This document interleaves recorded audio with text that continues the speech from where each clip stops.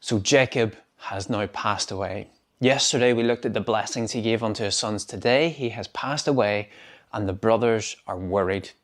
The brothers are worried because they're fearful that Joseph only ever kept them alive because Jacob was alive. But now the dad has passed away, they're concerned that Joseph is coming for them. And the fear of this is there because they're getting together and they're sort of conspiring together about what it is that they should do or how they should go about going to Joseph, and they come up with another elaborate lie. But anyway, all of this sort of leaks out, and Joseph comes to them and says, look, guys, what you meant for evil, God meant for good. I'm not going to lay a hand on you. And that's an incredible statement for Joseph to say, because throughout his entire life, I'm sure there were moments, whether it be in the pit of the prison or being chained up by the Ishmaelites, he was wondering, where is God in all of this and what is going on? And yet God's hand was on him throughout all of the darkness and the awful things that happened to Joseph. God had his hand upon him to guide his life to the point where he would be at the right hand of Pharaoh, where he could say, I know what your dream means, and let me help you survive this famine.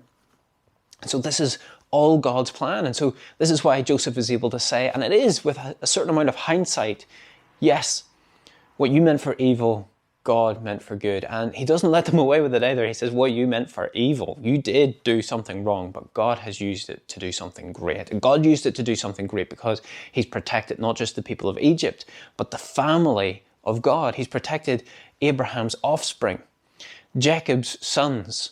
They are now in Egypt alive and well. If it wasn't for Joseph, they'd all be gone.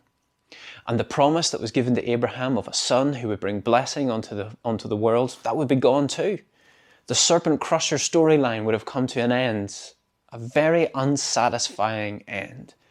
And yet, God uses evil to bring about good.